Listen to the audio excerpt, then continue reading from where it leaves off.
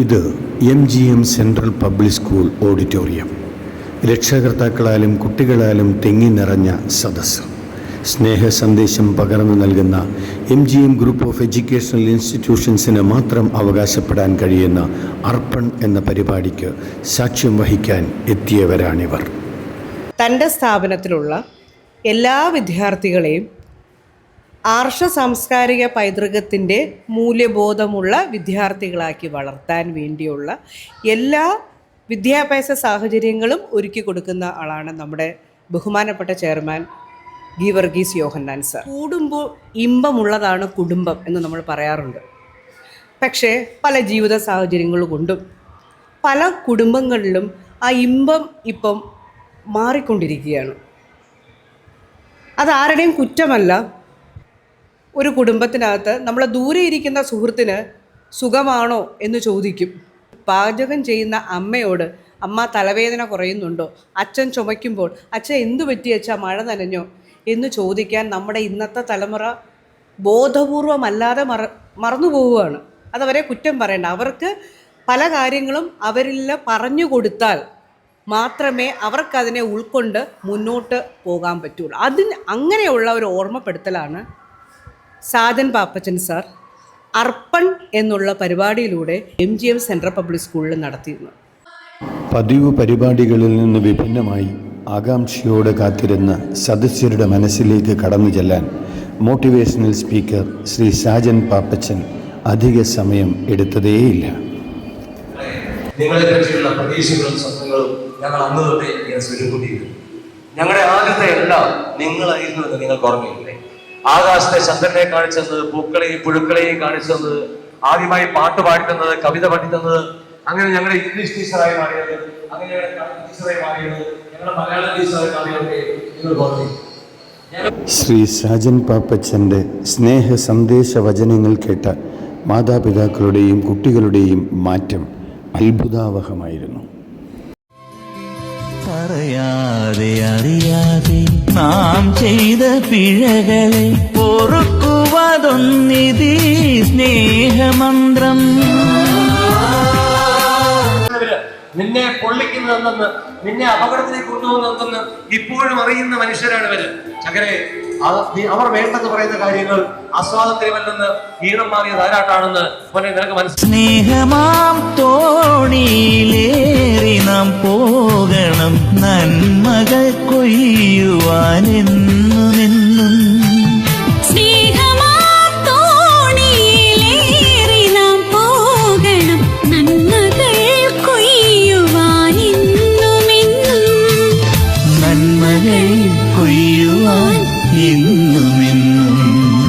സ്നേഹം മാത്രമാണീശ്വരനെന്നുള്ള ബോധം നിറയ്ക്കണേ എന്നുമെന്നുള്ളി.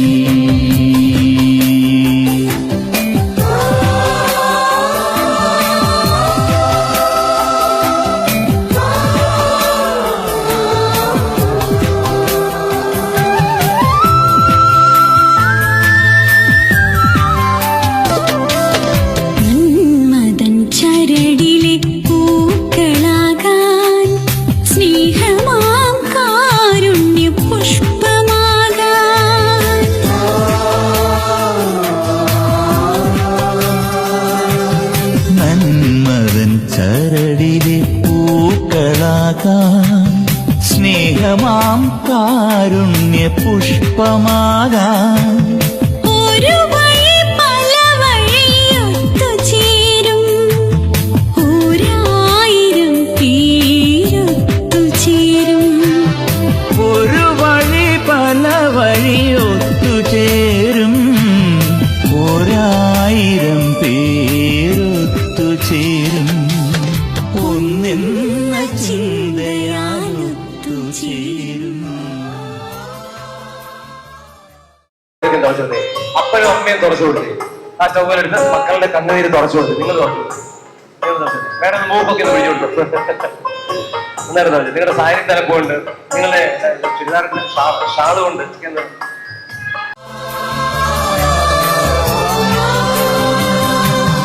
സ്നേഹം മാത്രമാണീശ്വരനെന്നുള്ള ബോധം നിറയ്ക്കണേ എന്നുമെന്നുള്ളിൽ.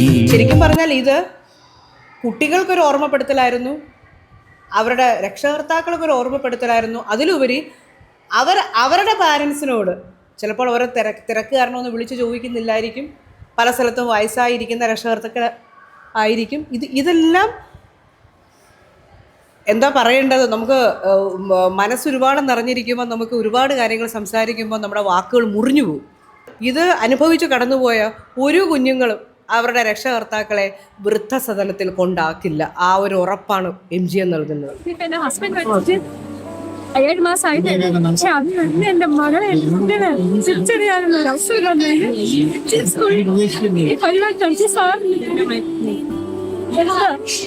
തലമുറയിലെ ഈ പ്രായത്തിൽപ്പെട്ട കുട്ടികൾക്ക് നല്ലൊരു ബോധവൽക്കരണത്തിന്റെ കുറവുണ്ടായിരുന്നു. ഒപ്പം പേരൻസും ഞങ്ങളെ പറഞ്ഞ പേരൻസിനും അതിൻ്റെതായിട്ടുള്ളൊരു ബുദ്ധിമുട്ടിലായിരുന്നു. എല്ലാം നന്നായിരുന്നു. അവരൊരിക്കലും മാതാപിതാക്കളെ വിട്ടുപിരിയുകയില്ല. അവരുടെ ആ സ്നേഹത്തിന്റെ പത്തിരിക്കുകയും ചെയ്യും. ഞങ്ങളുടെ കുടുംബത്തിൽ മകൾക്ക് ചെറിയ പ്രശ്നങ്ങൾ ഉണ്ടായിരുന്നു. അപ്പൊ ഇത് കേട്ടപ്പോൾ വളരെ ആശ്വാസമുണ്ട്.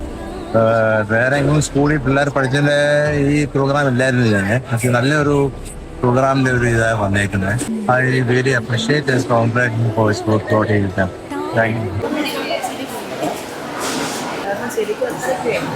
മനസ്സിൽ തട്ടി എന്തൊക്കെയോ കാര്യങ്ങളൊന്നും ഇവിടെ ശരിക്കും കരഞ്ഞു.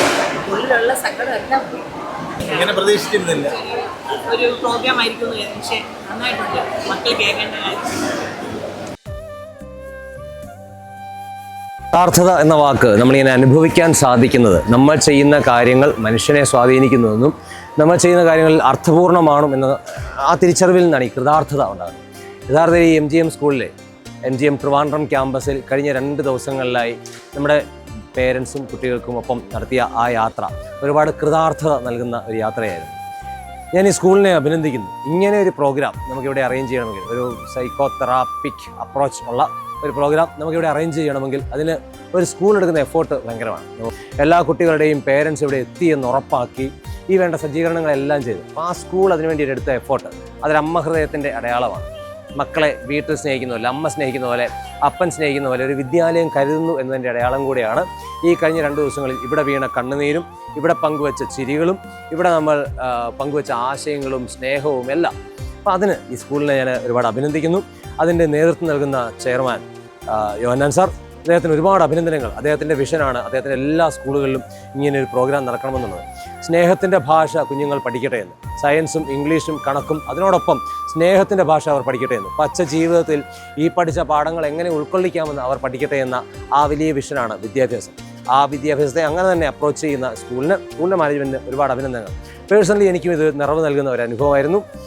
മുന്നിലിരുന്ന ഓഡിയൻസ് എല്ലാം പ്രിവിലേജ്ഡായ വിദ്യാഭ്യാസമുള്ള നല്ല അറിവുള്ള മനുഷ്യരാണ്.